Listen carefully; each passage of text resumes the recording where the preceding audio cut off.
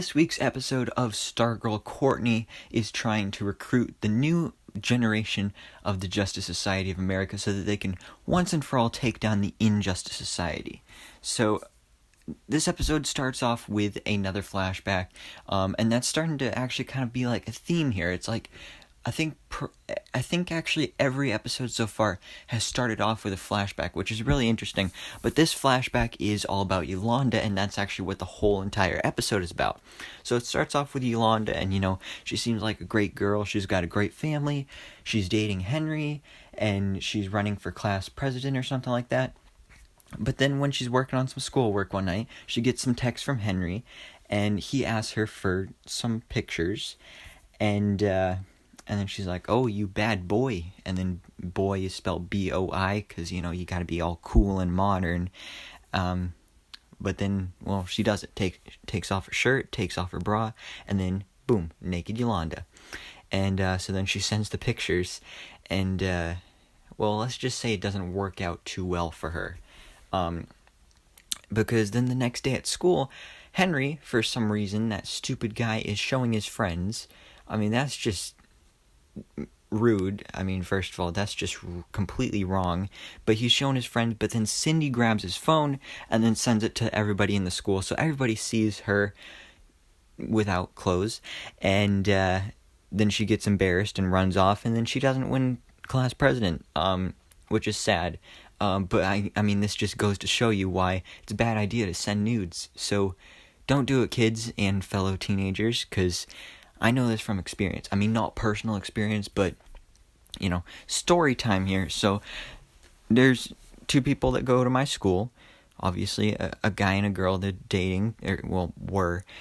So they were dating for like 3 years, and then one day he asked her for nudes, and then what happened was actually the complete opposite of what happened here on the show, because she said, "No, I'm not going to send that to you. That's just wrong." But then that dude is, well, he didn't really care about her for her. He just cared about her look, so he dumped her like the next day because she wouldn't send him nudes. So then he started dating someone like 2 years older than him that would. So yeah, not a good guy, but I mean, this just goes to show you why you shouldn't do this. So don't do it, kids. But then we get to present day, where we see Courtney. She's got a bag full of all the JSA, artifacts and costumes and stuff, and she's looking through a yearbook to try and figure out who she can recruit to this new generation of the JSA. And she has a talk with Pat, and she's like, "We should go recruit new members," but then he's like, "No, it's not safe, we shouldn't do it." But then, well, she does it anyway. But we do see a little glimpse of Pat at his garage again, and we see him meet up with Denise, who is the mother of Joey and the wife of William, aka the Wizard, who we saw in last week. Both of them died, and I mean, this got to be hard on her. But anyway, her car is not working, so it needs to get worked on. So yeah, there's that. But then after that, we head on over to the Injustice Society side of things once again, and we see that another villain is in town here, and it is the Dragon King. So Icicle seems afraid of him, and this is interesting because from what we know so far, Icicle is the leader of the ISA, but for some reason he seems afraid of Dragon King. So this is really interesting. Maybe he's like the secret leader, where it's like Icicle is the official leader and Dragon King is not the leader, but they still listen to him and do whatever he says anyway because they're afraid of what he can do to him. So yeah, there's that. And the Dragon King is discussing with Icicle about Project New America, and apparently Icicle wants him to build something. And then he goes on about betrayal and everything, about how like Icicle can trust Dragon King, but unlike the Shade, which I mentioned this in my episode 2 review and breakdown, where I mentioned that in that photo of the ISA, we saw Shade, and we didn't know anything about him being on the show. So what we can tell from here is that He apparently betrayed the team in some way, and now I'm assuming he's dead because they probably killed him just like they did with the wizard. And then this is where things get really weird and freaky, because then when they start talking about the wizard, Dragon King is like, can I have his body? So that's kind of random, but like I said, Icicle is so afraid of him, or at least seems to be. He's just like, yeah, sure. I don't know what he needs his body for, but I mean, maybe as a test subject, because we know that he's a scientist. So maybe he'll experiment on him or something. But the next day at school, or actually, no, it's the same day at school, we see Yolanda, and she is in the fitness room. I don't know if that's what it's actually called. That's what it's called at my school. So it's officially called the fitness room, but everybody calls it the weight room anyway, because everybody goes in there to just lift weights. I mean, that's what I do in there. But Yolanda is in there, and she is boxing with a punching bag. Great way to get out your anger. And then Court talks to her, and she's like, I need your help. And then she asks her, look, just come over for dinner. I can explain everything, and if you still don't want anything to do with me, then I'll just leave you alone. So then the next day, that night, Yolanda goes to ask her mother if she can go to her friend's house for dinner, and she's like, nope, because apparently she's still grounded, even months later, which, I mean, I think her parents are being a little harsh on her, like, yeah, this is a big deal, but months of being grounded and not even talking to her and treating her like she doesn't even exist, I mean, that's just wrong.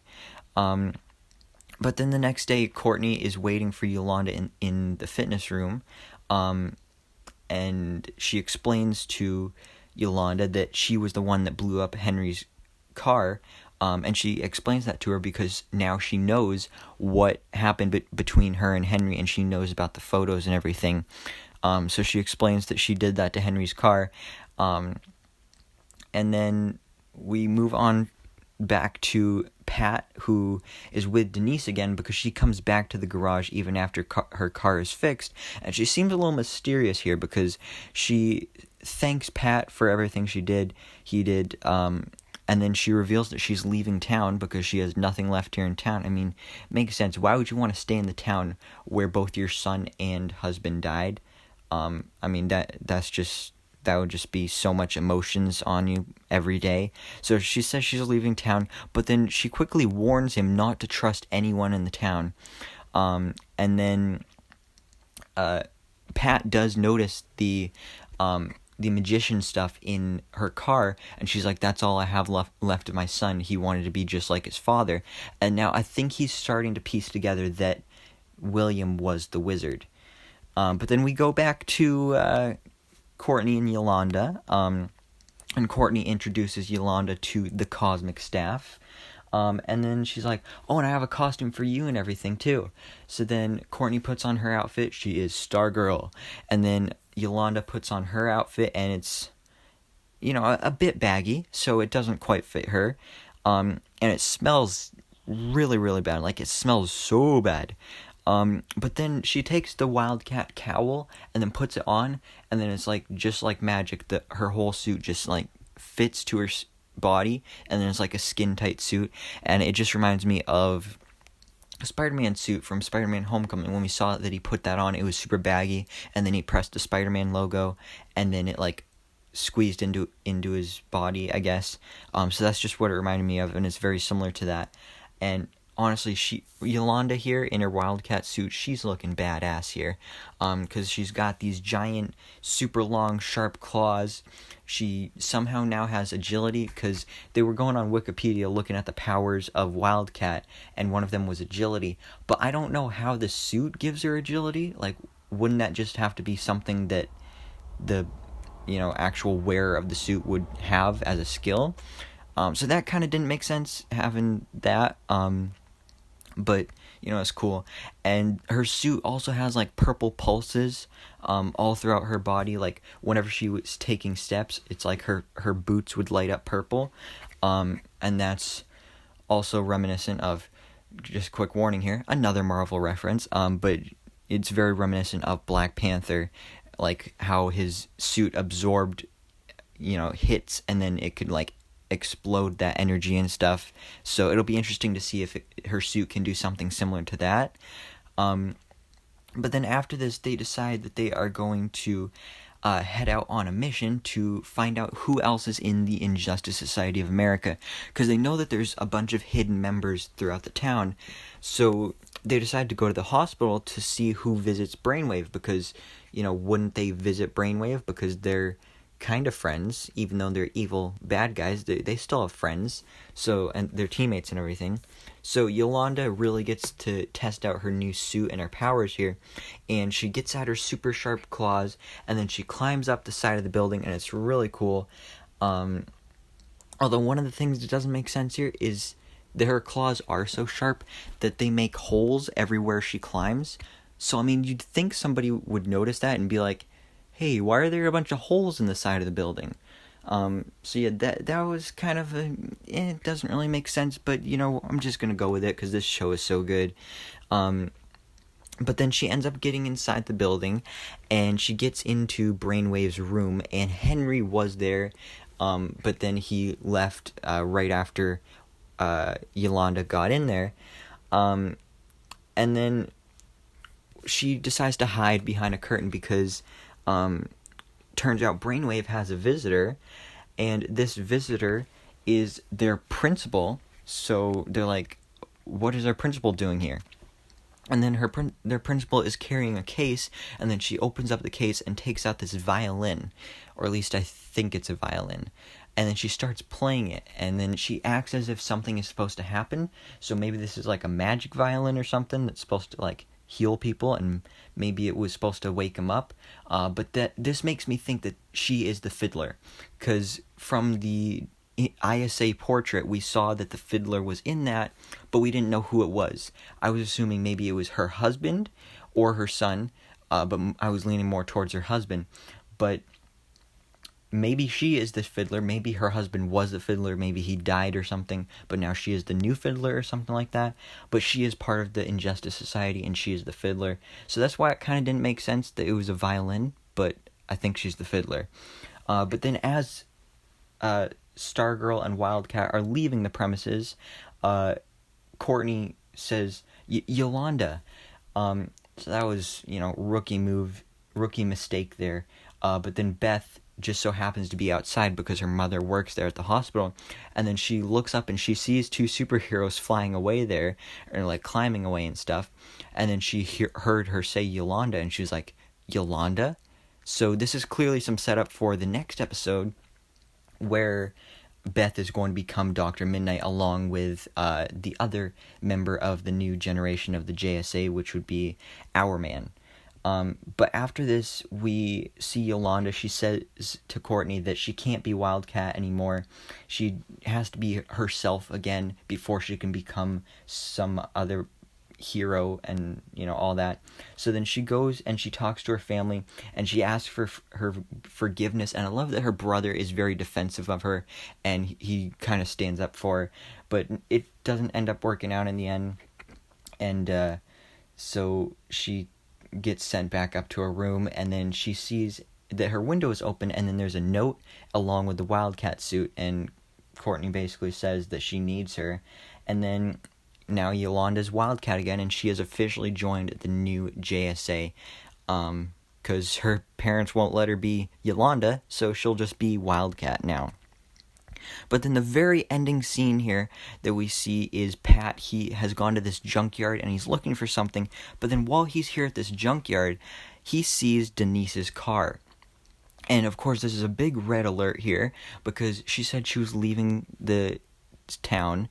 So if she was leaving the town, then why is her car there? And where is she? So what we can assume from this is that she's probably dead, and because the last time we saw her, she was warning Pat not to trust anyone, so I assume that she said a little too much, and she got killed for that.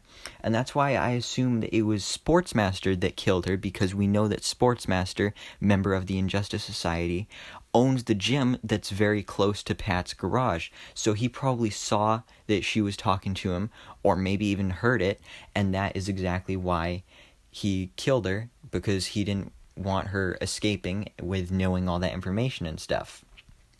So yes, that was episode 4 of Stargirl. Definitely my favorite episode so far. I love this episode. I love that we got to see more of Yolanda, why she is the way she is, why she's so moody, and that, you know, she wasn't always that way. And I have to say, she's honestly my favorite character now. I mean, I already liked her because I knew that she was going to become Wildcat, because I love the character of Wildcat. But now I love her even more, seeing more of this character in this episode, and seeing how she got her suit and used her suit powers and all that stuff. So that was really cool. And I'm excited to see when the rest of the JSA is formed in the next episode, with Beth becoming Dr. Midnight, and then I think Rick becoming Hourman. So that'll be really interesting, and I'm excited to see that. But what did you guys think of this episode, and what do you think will be happening in the next episode? So let me know all your thoughts and theories down in the comments below. Thanks so much for watching. If you enjoyed this video, please drop a like and hit the subscribe button so that I can keep you up to date on everything that goes on in the DC life.